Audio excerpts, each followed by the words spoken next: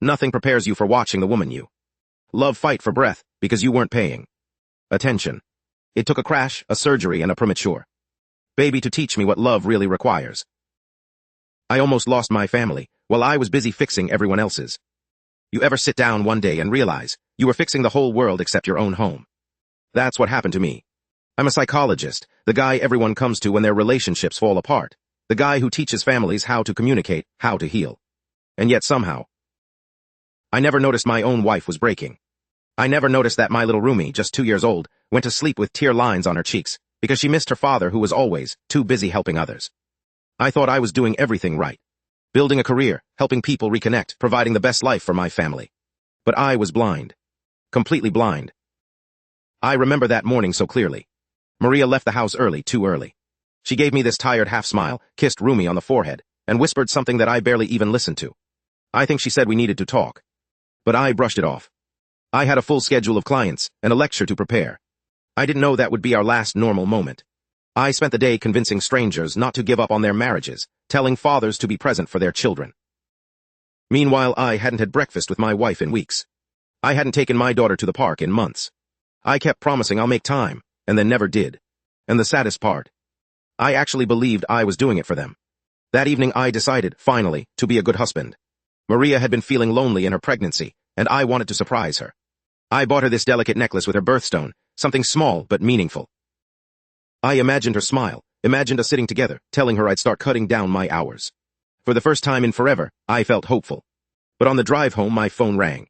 You know when a call changes your entire life. Yeah, that call. Mr. Jacob, your wife, she was in a serious car accident. You need to get here immediately. I don't even remember how I drove. All I remember is the gift bag shaking in my hand as I ran through the hospital doors. When I got there, everything was chaos. Doctors rushing. Alarms beeping. Someone shouting for a crash cart. And then I heard it. She's pregnant, prep for an emergency C-section. My whole world dropped out from under me. They told me they were fighting to save both Maria and the baby. I just stood there, numb, useless. A man who had spent years helping others through crisis, suddenly unable to breathe during his own. The guilt hit me like a tidal wave. She was driving alone. Upset. Stressed. Pregnant. And I wasn't there. I hadn't been there for a very long time. Our son, born way too early, came screaming into the world so tiny he could fit in my hand. They rushed him to the NICU. Wires. Machines. His chest rising like a fragile bird. And the nurse said something that shattered me. He's fighting, but he needs his parents close. I broke down. Right there in the hallway. Because I wasn't close. Not to him. Not to Maria. Not to Rumi. I didn't even know my daughter cried herself to sleep missing me. When Maria woke up. Hours later, Maria finally regained consciousness. She didn't look angry. She didn't even look hurt. She looked tired. So tired. And in this soft, broken voice, she told me everything I had been too self-righteous to hear. Jacob, I felt like a single mother while being married. I wanted to tell you this morning, I was thinking of leaving.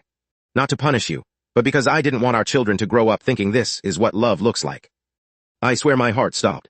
She wasn't leaving because she stopped loving me. She was leaving because she was exhausted from loving me alone. She told me she went out that morning to clear her head. To breathe. To think about how to tell me she couldn't keep doing this. When Maria fell asleep again, I walked outside the hospital. And for the first time in years, I felt completely hollow. I pulled out my phone and called my supervisor. My hands were shaking, so badly I could barely hit the button. When he picked up, I didn't even try to sound strong. I need a sabbatical, I said. I can't sit across from broken families and guide them through healing. While my own wife is lying in a hospital bed. And my children are learning to live without me. There was a long silence. I'd never talked like that before, not to him, not to anyone. I just need time, I whispered. I need to fix the one thing I should have never let fall apart. I can't help other people put their lives back together. Until I put my own family first. He tried to convince me otherwise. Said I was doing important work, that stepping away would hurt my career. But none of that mattered anymore. For once in my life, my career didn't come first. My family did. And I hung up before I could change my mind. The days that followed were the hardest of my life. I sat beside my son's incubator, watching his tiny chest rise and fall beneath all those wires. I held Rumi close every night as she cried. The poor girl still afraid I'd disappear again. Every day I showed up for Maria.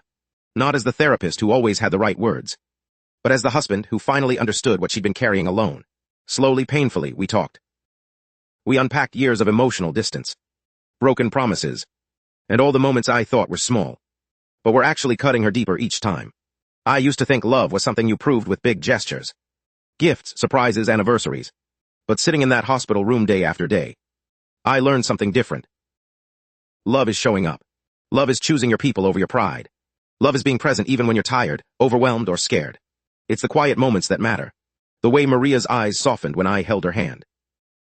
The way Rumi's tiny fingers wrapped around mine like she was finally home. The way my son fought every day in that incubator, as if reminding me that life is fragile and second chances are earned. And now, whenever someone asks me what changed, I tell them the truth. I almost lost everything, while convincing myself I was doing everything right. I helped strangers reconnect, while my own wife sat alone at night, crying over a love that felt like it was slipping through her fingers. I told fathers to be present, while my own daughter went to sleep with tear lines on her cheeks. I told couples to listen, while my own home was silent. So now, I live differently. I pick Rumi up every morning, read her bedtime stories. I hold Maria every chance I get. At times when I sit by my son's side, and thank God he fought long enough for me to wake up and understand what I want. And every day I choose them. Not out of guilt, but out of gratitude. Because I was given a second chance with my family.